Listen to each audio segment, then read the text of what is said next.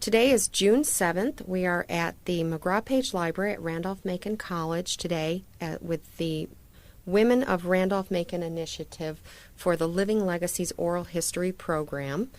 My name is Lori Preston, and we are here with Mary Anina Beaman, class of 1977. She was known as Nina to her friends here at the college. And also in the room is Ray Varner, class of 2010. Claire Stevens, and Sarah Hendricks, all from the Office of College Advancement. Well, Nina, would you tell us, how did you first hear about Randolph-Macon College? Who told you about it? I had an older brother who graduated the year before me, and he was doing the hospital circuit. And he came here, and he didn't like it, but he instantly didn't like it, and I was being dragged along as a little sister, and I instantly liked it. I just had a very good feeling. I felt very warm about it. I was a 4.0 student in a very, very large high school. Probably could have gone anywhere of my dreams, but I just felt warmly received here. And as luck would have it, there was nobody in admissions, and so someone from the administrative offices just showed me around. So it wasn't even a sort of planned tour. It was somewhat spontaneous, but always had a good feeling. Applied early under early decision, came for the scholarships, and it was sort of love at first sight.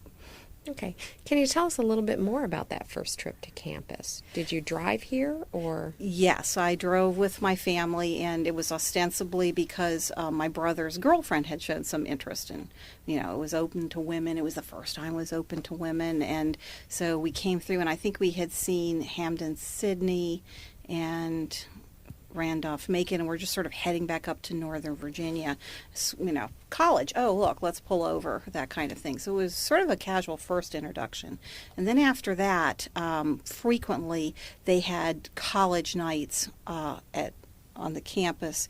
He was a junior, so I would have been a sophomore. So I probably went to the Randolph-Macon college nights, all of them, from that moment on, until I was accepted under early decision in December of '72. Okay. And you said that you had come for scholarship interviews. Can you tell us a little bit about that process? Do you recall who might have interviewed you? Yeah, it was real traumatic. I remember it real well. I remember going back to the new dorm, which really wasn't inhabited at that point, and they had us on the top floor and taking a shower and crying. I don't know whether it was just high stakes or I didn't have a lot of confidence, but Mr. Hasker, who was an English professor, started grilling me on characters in books. And I mean, it was just like really very, it was like defending a dissertation when you haven't gotten into college yet. And I remember the guy, he was dean of students, just put his hand on him and said, "Stop." and then we carried on, and there were like maybe four. It was a panel interview, and then we spent the weekend here and went to parties. Michael Llewellyn and his girlfriend Teresa sort of shepherded me, and I stayed in the dorm, but they hooked up with them, and I went around to their classes, which was sort of interesting. And I remember that I specifically wanted to see a French class, and none of them was taking French, but they walked me to the class and then picked me up afterwards. So they were very, very nurturing, but I can tell you it was terrifying, even for a very good student, I guess, because I was young, and I was very young. I was born in '56, and so I would have only been, I came here in '73, so I would have been about 17 years old when I actually came here. So that interview would have been a young 16-year-old who was, I feel like, threatened because I wanted it so badly. Well, we're very glad you were successful. Yeah, and I think that I held the professors in such awe. I'm being interviewed by professors and the dean of students. And of course, once you come to Randolph-Macon, then you really feel a connection with them, and you feel almost collegial with them, and that changed. But it was terrifying, I can tell you that. Okay. Did the fact that the college had gone coeducational fairly recently at that point influence your choice of the college in any way?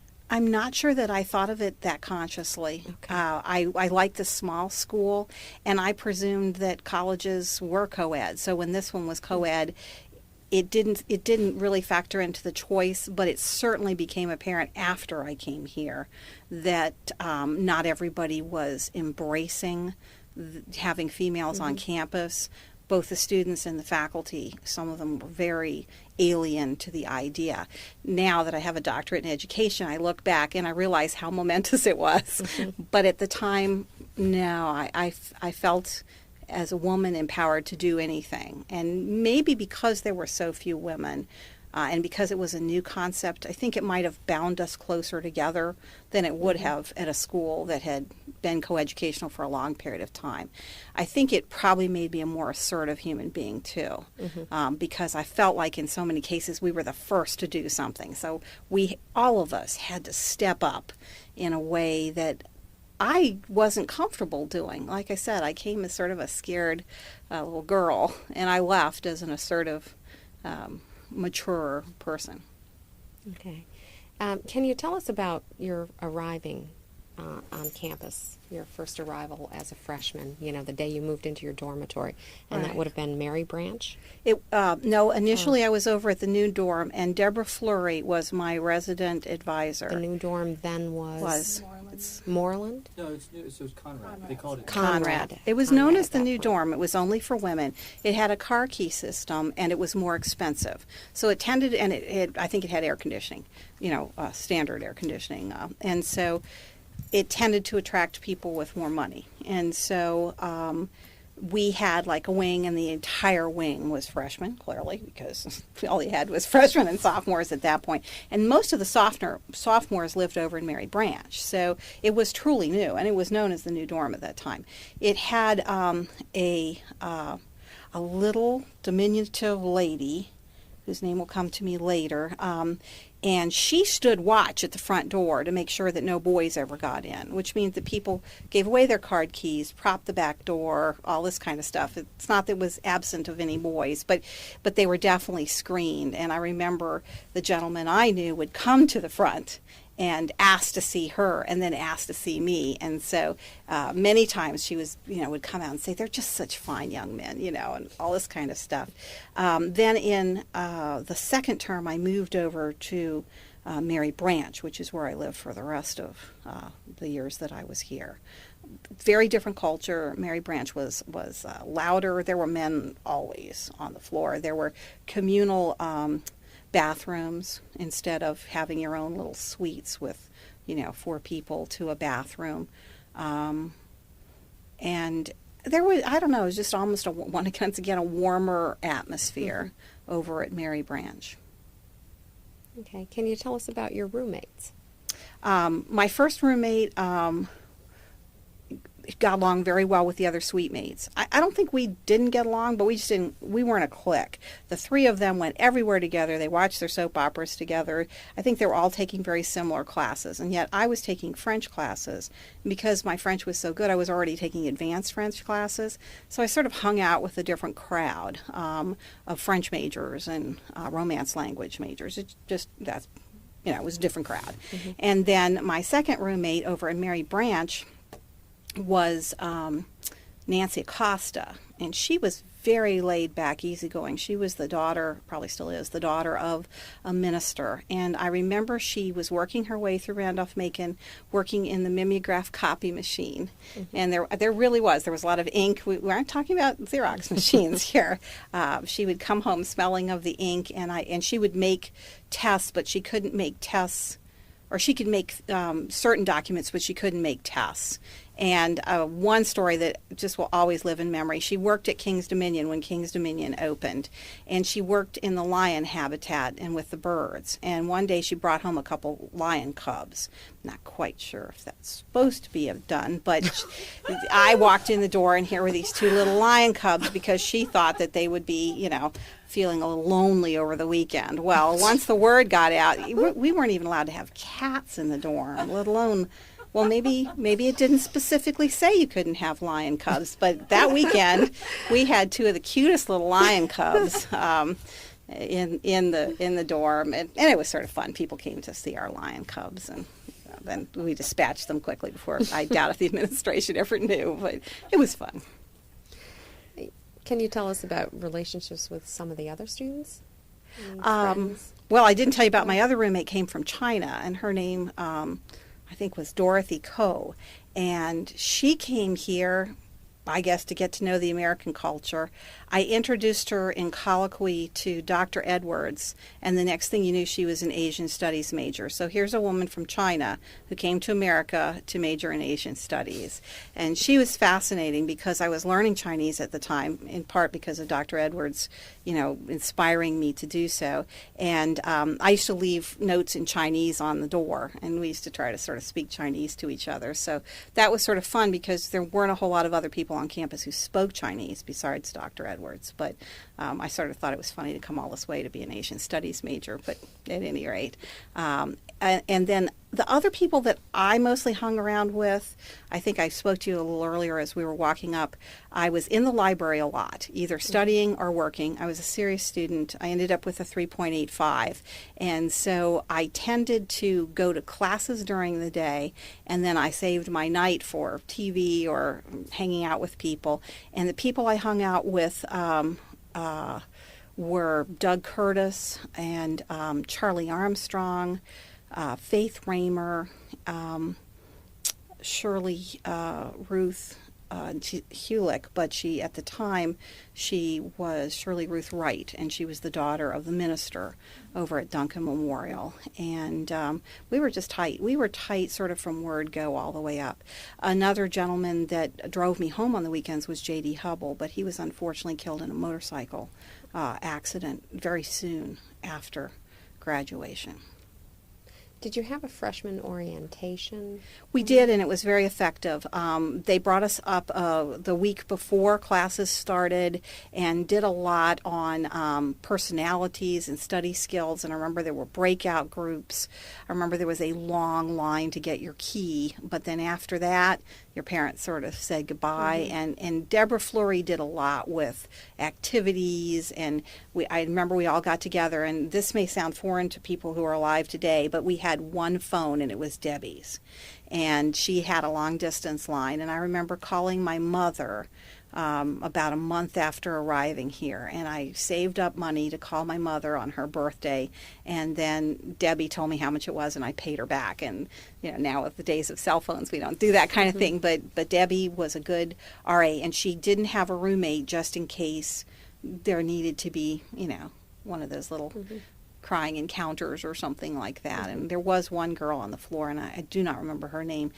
She was so lonely for her boyfriend that she didn't even make it through the first term, but she just was lonely. But other than that, there were always activities. And like you said, I think they were trying to build a camaraderie in the women, and so there was a lot of meetings for women and a lot of freshman orientation for the new women coming in. Okay. Was your orientation entirely the women together, or were parts of it coeducational? Parts of it were coeducational. Parts of it, I think we met in different campus buildings, which enabled you to know, oh, that's where Fox Hall is, that's where Haley Hall is, and the science building was here at the time. And so I think it sort of helped move us around campus to know where each hall was. And I remember we took some kind of personality test. I like my carrots cooked. I like my carrots raw. I never understood the need for that. But now that, like I said, I'm older, I realize what they were getting at. So there was a good orientation.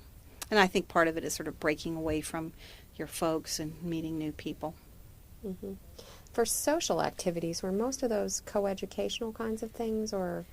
They were, but there was very much a culture that at least the upperclassmen had always, excuse the expression, gotten their women up at Mary Washington. Mm-hmm. And so on the weekends, they all went up to their dates, and they would bring these women down, and the people who lived at Randolph-Macon, would show up in blue jeans and a Randolph-Macon t-shirt and watch a football game.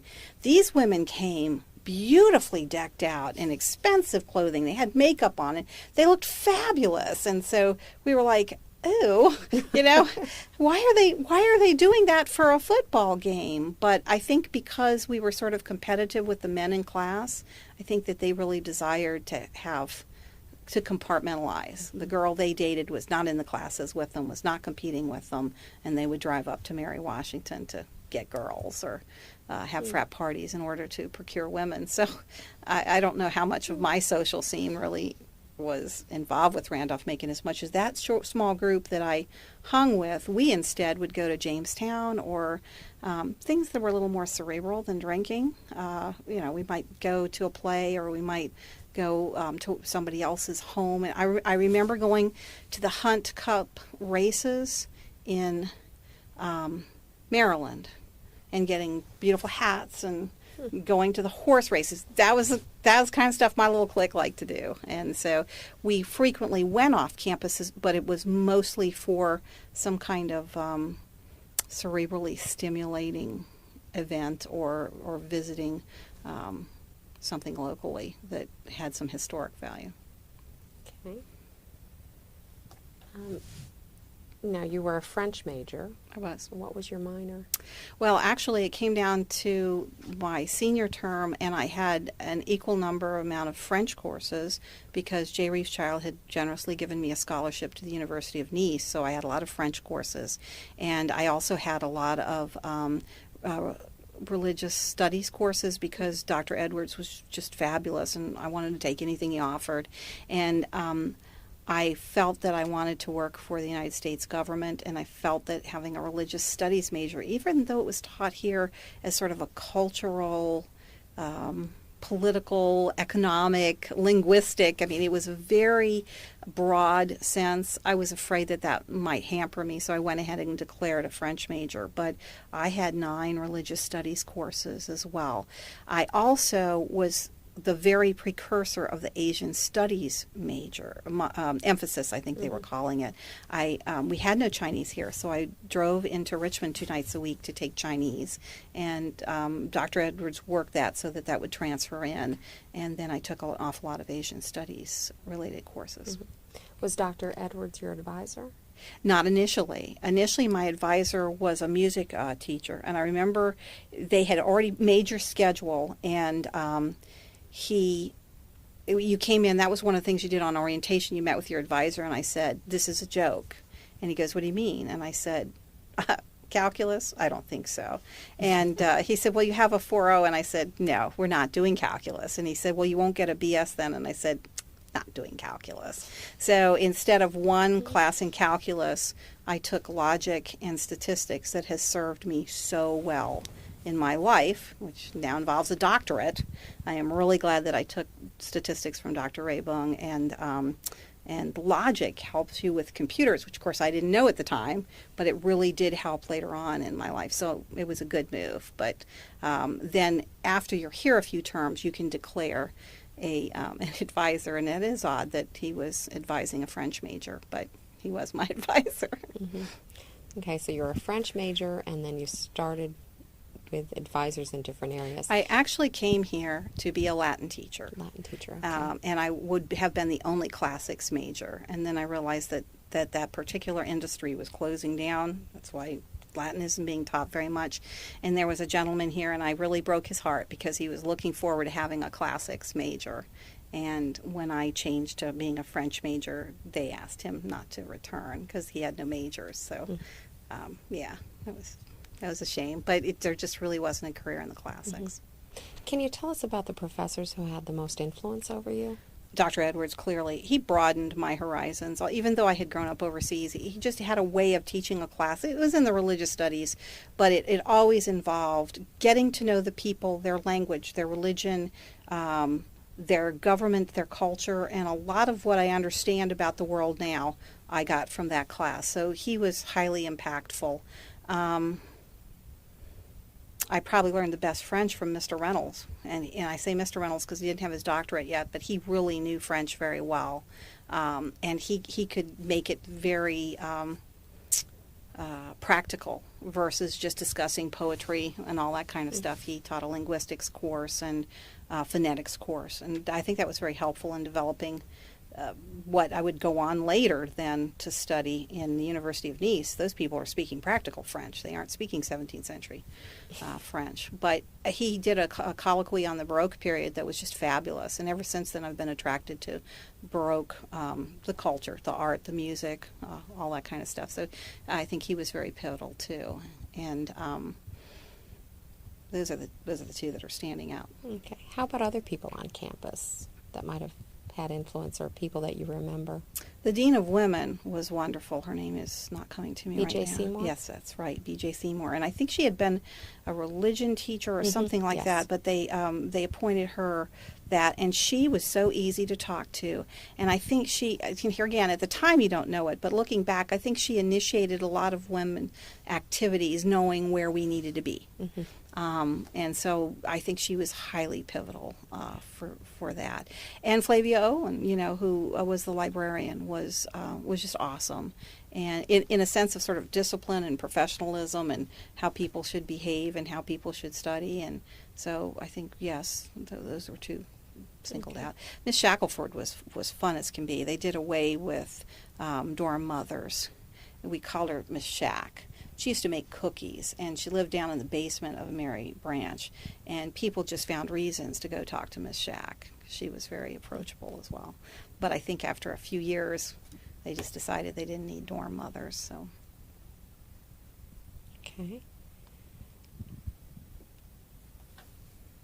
With the activities on campus, you mentioned certainly that the women stuck together a lot, certainly.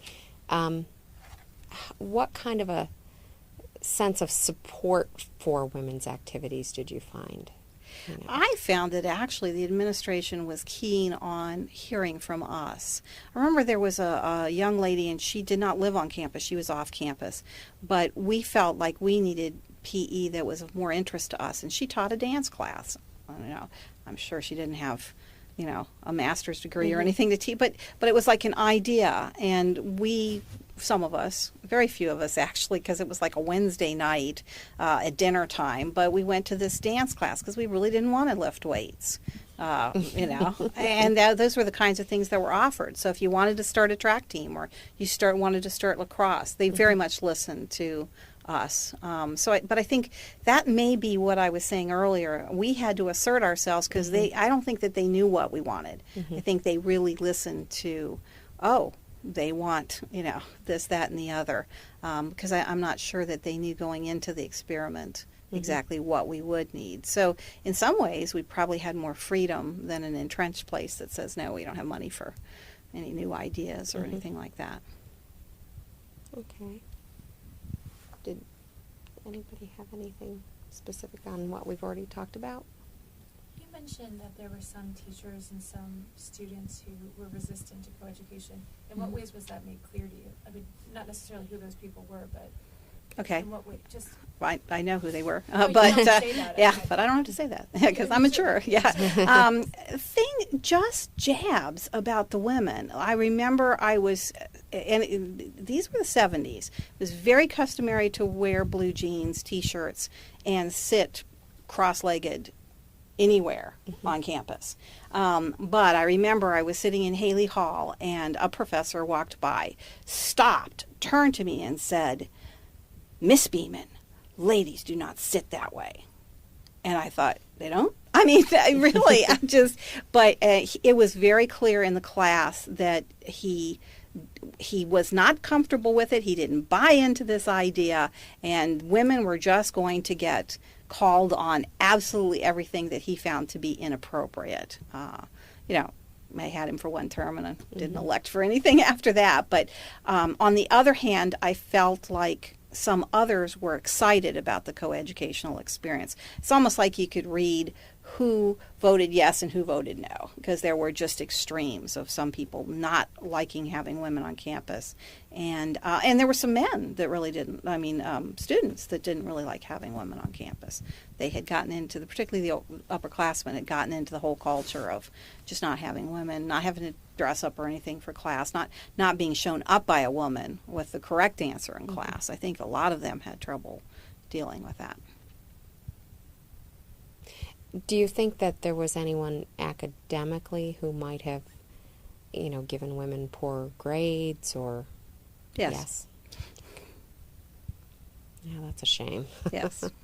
Did you find that it shifted significantly in the 4 years that you were here, or was it pretty much Yes, the it same? did. I think, by the time I left, I think there might have even been more women, but it was about a 50-50 spot by that time. And I know in the class before me, there was a woman who did very well, and I was second in the graduating class. So I think they started seeing, wow, we're not just getting women who are interested in finding men. We're getting some women that really have brain power and really raise the level of the class up. And I had several professors that indicated that to me, that they felt the level of academia had raised up by having me in class. That's a tribute. I mean, I accepted that as an honor. And I do remember Dr. Raybung calling me the night before the exam and say, Ms. Beaman, I've done these calculations, and if you get a 0 on the exam tomorrow, you will get an A in this course. So don't stay up night studying, and you don't have to show up tomorrow. And I kept thinking it sounded like him, but do you think it could be a prank or whatever? Anyway, and then I thought, well, then if I show up, then I really, I dishonored him because he gave me this privilege of not showing up for the final exam. And anyway, got an A in the course. But he, you talk about fairness. He had a statistical number table, and we were issued a statistical number, and he would just call these random numbers, and you had to go to the board and perform, whatever that was. And then he graded you on that participation, and I've used that since then as an instructor. Just, hey, disasters, I teach a disaster class right now. Disasters happen. Yours just happened. Get up to the board and, that kind of thing. And it's random. And it's random, yeah. So, yeah, he was one that I feel like he made some comments. You talked about the negative comments. He made some positive comments that sort of gave me more confidence in myself. I'd go up to the board going, I can't do this. And he'd go, you did it beautifully, excellent, well done, Miss Beaman. So for every person that you had that was very negative, you had a Dr. Raybung that was very positive. Mm-hmm. Now, to the best of your recollection, for the women who came in at the time that you did the majority of them stay, or do you think a number of them left? The majority of them did stay. I remember that one significant person who she was lonely. She cried all the time, and she wanted to go home to her boyfriend. And I think some of us did have some lonely. I mean, I know there was a lot of comments about, where are all the guys? They always leave us on the weekend. What are we, not good enough or something like that. But I think over time, that all changed. And it was very much a party school, which I don't think I was aware of. I was so in love with this school that I just looked at it as a fine academic institution. So there were people that partied a lot and their grades suffered. But it wasn't just the women. A lot of the men ended up having to leave because of academic failure. So I feel like, if anything, probably the women stuck around more, because I'm not sure if there were higher entrance standards. I'm not privy to that. But it seemed like there was a higher quality of women coming in, because I guess there were so few of them they could be very selective. But we tended to do well in class. You had mentioned that you had studied in France? I did. During the time at Randolph-Macon? That is true. They had a junior year abroad program that J. Reeve Childs had established in honor of a French writer named Briqueville. And the first person they chose, once again, spent all his money in the space of a few months, got homesick, came home. So it was an abysmal failure. And then the next year they had a young lady, Kathy Crescent was her name, and she came here to study Faulkner, which, I mean, this is a good place to be embedded for that. And she was very successful. She spent a lot of time with Mr. Childs. Mr. Childs used to eat on campus. I think it was at least once a week, and so we would eat with him. And then that was another thing. I was a religious studies major at the time, and I couldn't. They were skeptical about giving a religious studies major the trip to Nice. They wanted it to be a French major, so I changed my major to French in order to get the scholarship to the University of Nice. I made it through it was one of those things where they gave you all your money on the first day, so you really had to map out how that money was going to last. And I marvel at my youth in being able to do that, but the money lasted. And my parents came out in February for Mardi Gras, and so that was sort of, buoyed me.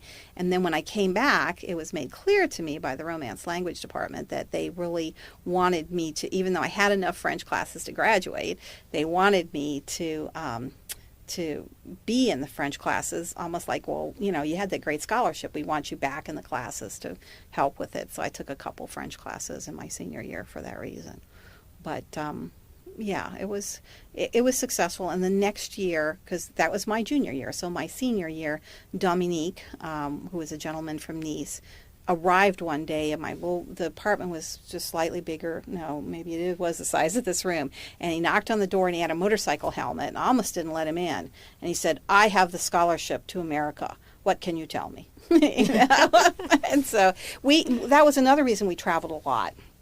We took him places, and I don't remember why, but there was somebody who was driving across country, and Dominique wanted to see a real live American Indian. And so I don't think we told the administration about this either, but we put him in a car. This guy drove across country and drove him back before the administration missed him too much. I think a couple times they asked, "Where is Dominique?" I mean, because they were really trying to take care of him. I don't know, maybe he slept in, that kind of stuff. But he disappeared for a couple weeks, but he had the experience of his lifetime in driving, and really got to see all of our country. The First Lady really just wanted to see the South. But that was the point. When we had these foreign exchange students, the French majors, sort of took them under our wing and took them down to North Carolina and sort of showed them more of the country. That's wonderful. Yeah, we had a little radio station, WIVE, that I used to go once a week. And once again, because I was the only woman, they made me in charge of social stuff, because that would be appropriate, I guess. But instead, I took it in an entirely different direction, and I interviewed foreign students on campus and this kind of thing, and sort of elevated beyond the social, stuff that's happening at Randolph-Macon, and tried to make it more of a commentary so that people in the Ashland area would be exposed to people from China or some of these different places. So I think we sort of befriended any foreign student that came on campus.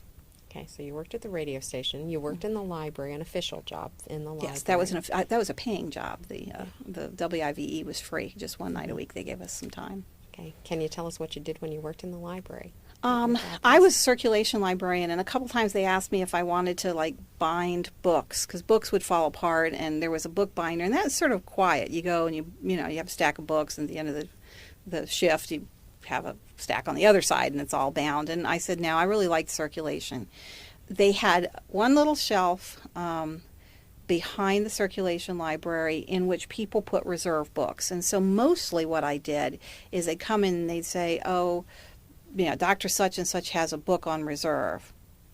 Well, Dr. Such and Such has 12 books on reserve. Which one? I don't know. And so I'd have to sort of get to know the books and the assignment and that kind of thing.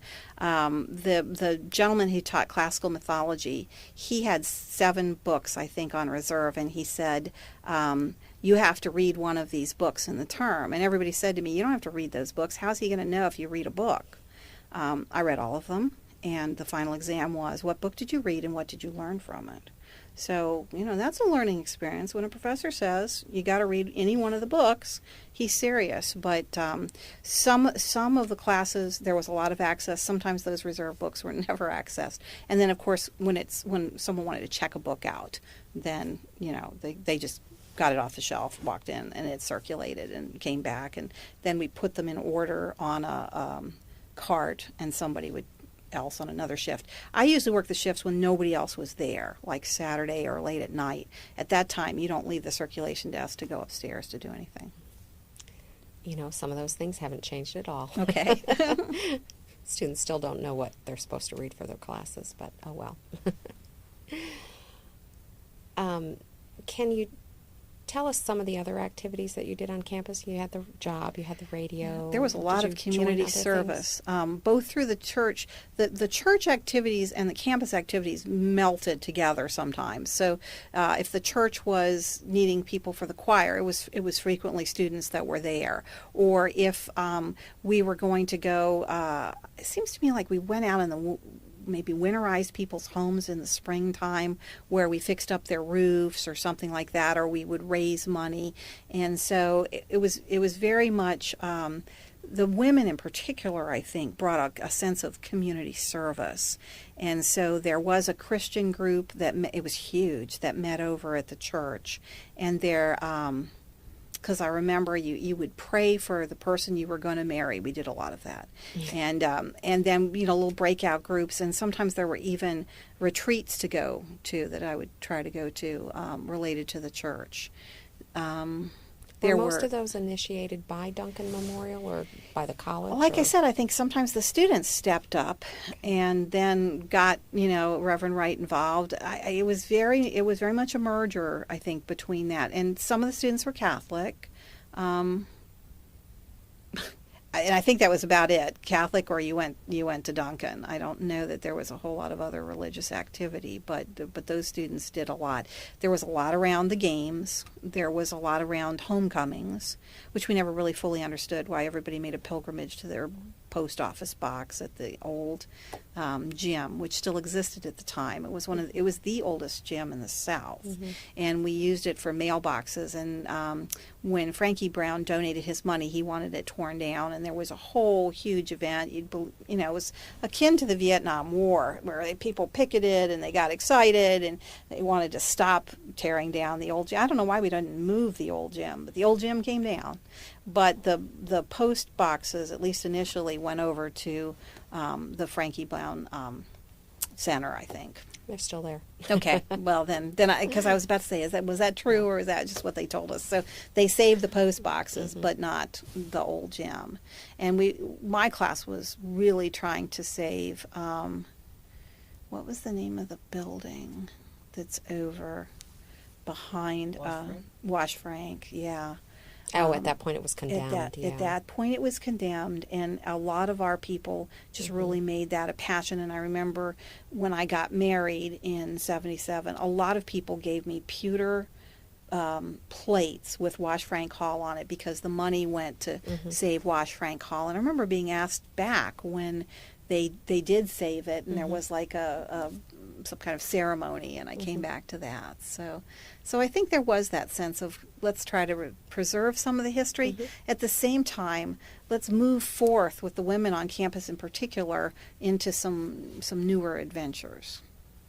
Well, and speaking of newer adventures, can you tell us what you did after college, after graduation? Yes, actually, after graduation, I secured a job with the United States government, because initially I wanted to be a Russian transcriber, but I think there were two of us from this campus. One was a mathematician, and I applied for a position with the National Security Agency, and I think both of us were offered the position, but he declined it. So there was a flyer on the board in the campus center, and it was just, that looked interesting. It's a combination of languages and working for the government. So I worked for the National Security Agency for a while, had some children for a while, and then went on to work at Bryant and Stratton College as a program director of allied health.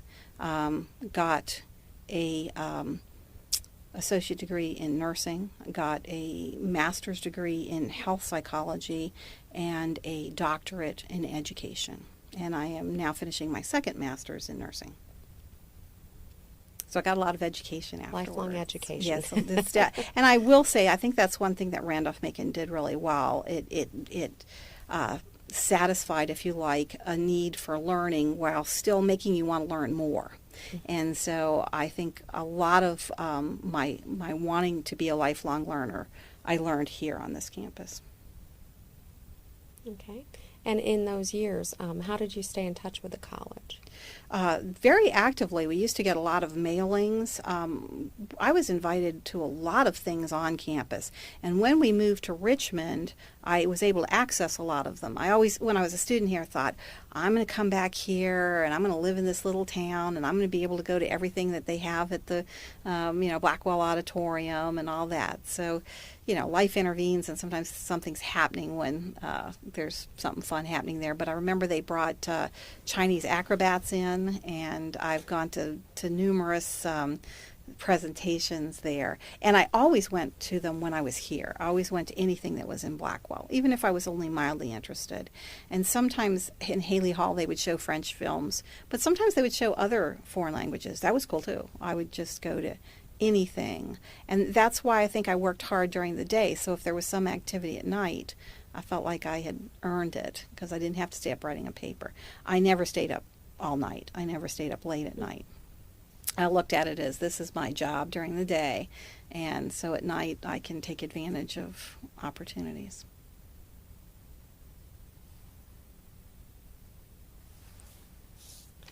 Well, we've pretty much covered the specific questions that we had.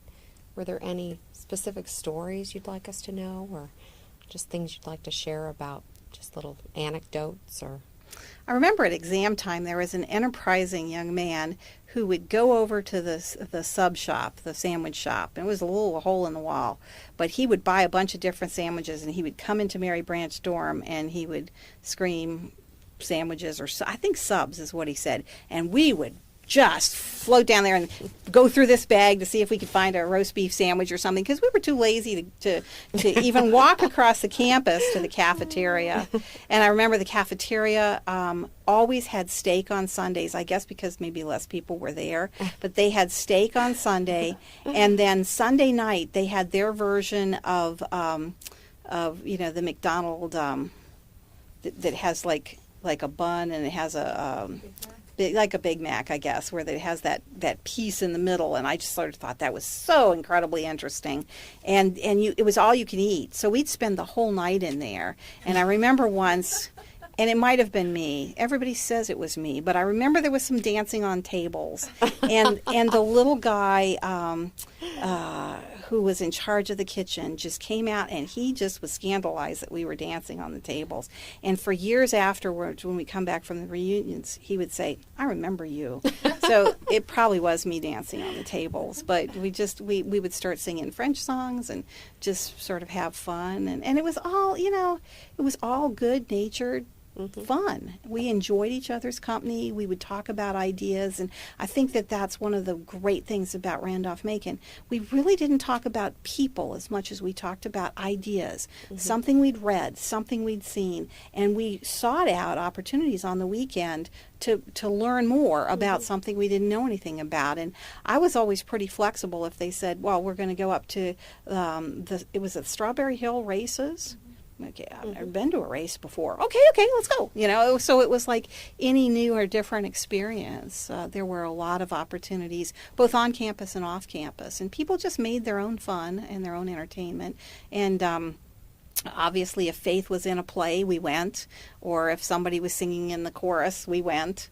I think we were just very supportive, and we're still pretty close. I still commune with a lot of that group. That was going to be my question. Is you mentioned your connection to the college, but what your relationship is with your friends that you are closest to?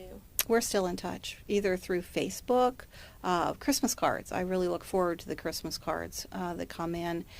If I encounter one of them, they sort of catch me up on what all the others are doing. And there was one gentleman, Charlie Armstrong, he never got married, never had children, but he would take pictures of my children. I had 5 daughters, and put them up on the refrigerator. Now, they're not even his children, but, the point was we were that close. And honestly, a lot of times it's, let's get together this year, and it doesn't happen. But with all of those people, well, except JD, who died rather young, but the rest of us are pretty much, if I don't stay in touch with all of them, I stay in touch with one of them who stays in touch with all of them, and that kind of thing.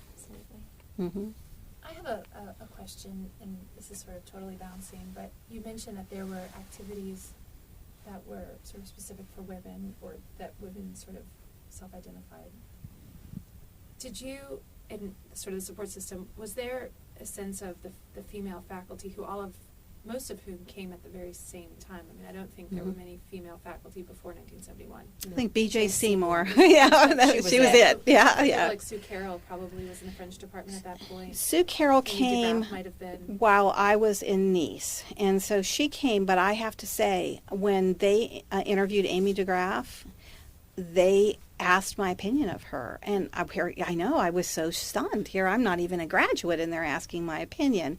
And since then, I have used that. Yeah, I've been a college professor, and I ask the student's opinion because that honors the student who was actually in class and sort of knows what the experience was. But there was B.J. Seymour, and there was a PE teacher, but there weren't. Rachel Yes, and she really swam upstream to get anything, but she got everything we asked for. I mean, she was just really good. Yeah, yes.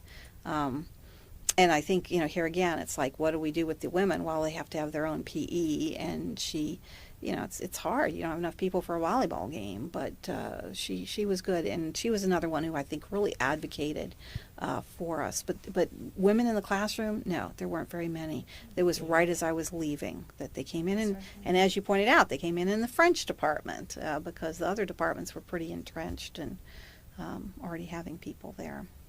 Rachel Anderson. Anderson, yes, it's Anderson. Remember her well. Yeah.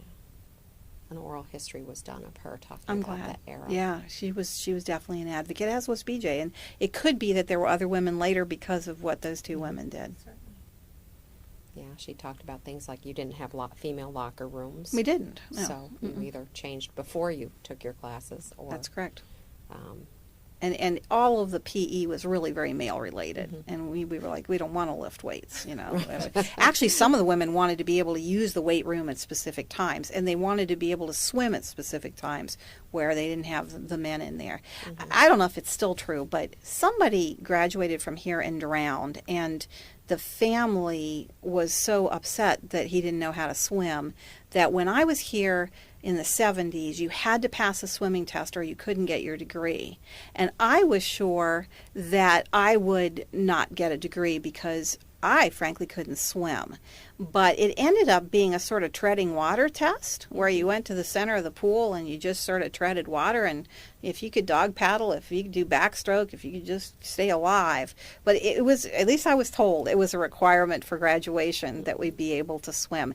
And Dorothy Coe, my roommate, purposely failed her swimming test because if you failed the swimming test, you had unlimited access to the swimming pool to be able to work on your skills.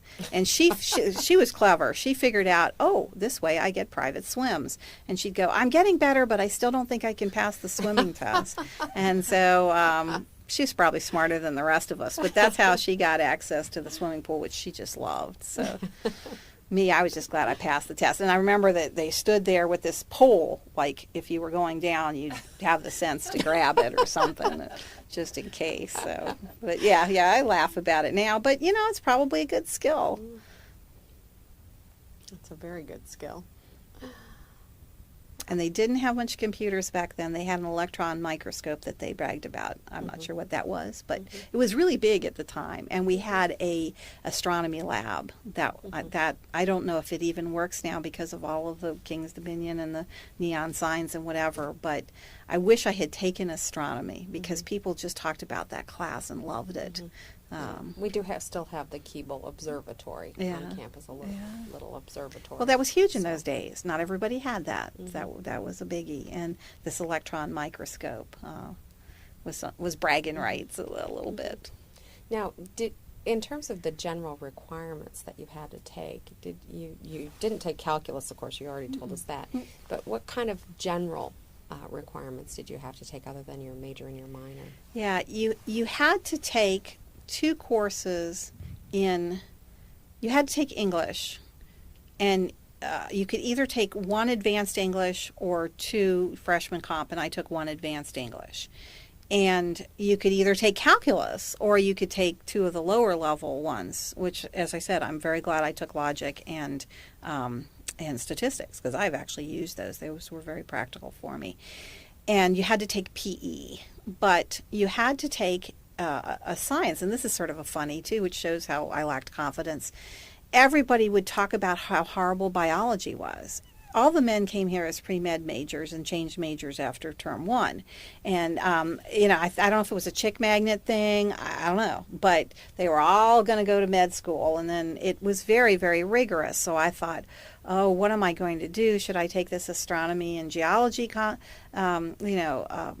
competency, or should I do botany and zoology? And so I saved it for my senior year, thinking, oh, well, at least I will have had fun for 3 years before I fail out. And that was really the logic. And it wasn't hard at all. It was a matter of time management. And I think by that time I had a little bit of maturity, and I was a better student and all this. And and they had a Miss Dumford that came in to teach German. And I took German as my elective in my senior year because I figured, well, I had the Spanish and I had the French, and so do German. But it was filled with football players, and I remember she graded on a curve, so I was fine. And sociology was graded on a curve, and that was also football players, and so all that. So, what goes through a student's mind now, I laugh, I'm laughing with you, was this calculation of, let me just put it till later, and then maybe I won't have to do it or something. But you had to have science, and then you had to have, 2 of sociology or 2 of psychology. And I took sociology because I was so interested in peoples because of Dr. Edwards. I later had to take psychology to get nursing degrees, and then advanced psychology when I ended up getting a master's in it. But psychology here was sort of clinical psychology. So maybe would have liked to take that. If I had to do it all over again, I would have liked to take Greek, just for the sheer fun of it. And I would have liked to take art appreciation. I think those would have been fun things that there just wasn't time for because I had basically double majors. But because my major was in a foreign language, and you came and you took a test, and I was told in that first week that I didn't have to take any French because my French was of the standard that I didn't have to, or I could start in, with the higher level French courses, which is what I did. But whatever you majored in, you had to take something in the other areas. Mm-hmm. So that's why you had to take a science, and so it was to try to make you well-rounded, so you didn't just focus and take nothing but French courses or something like that. But yeah, I've always regretted that I didn't take Greek, and that I didn't take astronomy, and I didn't take art, because those are things that later in life I think I would have loved to have. Mm-hmm. But you can't take everything, especially when you're gone for a year. And the colloquies were good too. They were usually whatever the professor was passionate about. Mm-hmm.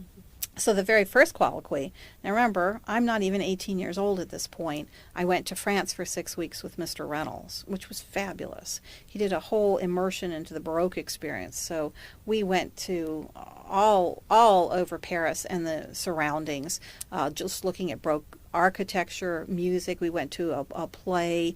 He had a fabulous colloquy. And then the second year I did student teaching, and I was at Medical College of Virginia working one-on-one with sick children, which is what I had sort of hoped to do, teach foreign language too. And then my last colloquy was on the a guy named Thiers Desjardins, who was a Jesuit priest, and his theory is that God reveals to man more and more through each successive generation because man then has the intellect to handle it. I don't know why I remember that after all these years, maybe a month experiencing this guy, but once again, I think, in my evolution, as I have matured and I have seen more in the same situations. You talked about, was I aware of this stuff? Not at the time. But now, having matured and evolved, so maybe there's something to what Thiers Desjardins said. We look back on our experiences and we view them with much more insight than we did as they were rolling around us. If there's one piece of advice that you could give to the young women of Randolph-Macon today, what would it be? I would say enjoy your years here. I mean, it's a time where learning is fostered, it's validated, there's time for it, and it's all too fleeting. And we spent it, like I said, worrying about old gyms and the war in Vietnam and all this other stuff. And if I had to do it all over again, I think I would have enjoyed it more, just as a time in your life where there's learning and where other people on campus are interested in learning and your professors are interested in helping you with that learning. And you don't treasure it at the time. You're so eager to get out. And as I said, I've been a college professor for a couple decades, and it's a time of rich reflection. And I don't think we took enough time to really reflect. And I would say reflect. Well, thank you. This has been very enjoyable. We've certainly Absolutely. learned a lot, and we certainly appreciate your time. Thank you.